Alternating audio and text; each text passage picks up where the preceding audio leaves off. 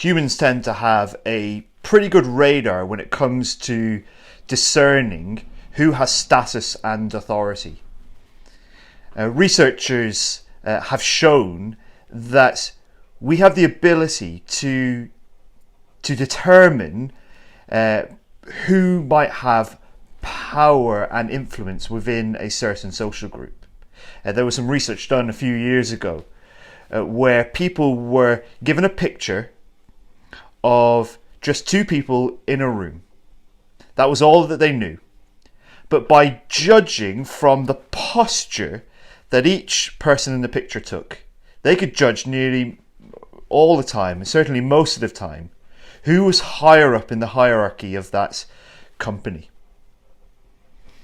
We talked last time about what does it look like to live on the margins. Over the last 70 to 80 years ago, the church has moved out of the position of cultural influence and onto the margins.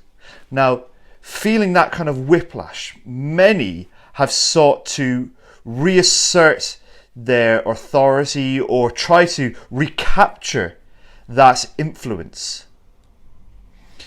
We understand that looking at the way the world understands power, we take up the posture of status, of significance, of influence. So we puff out our chests. We walk around throwing our shoulders out, taking as much space as possible. Not maybe caring a huge amount about who we hurt or damage along the way.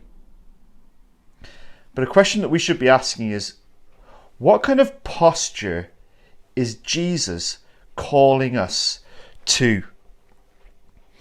There's a story in the Gospel of Mark where some of the disciples are arguing about who will have the greater position of authority and power within the kingdom of God, where Jesus will be king. And Jesus' response exposes their distorted view and picture of what power is.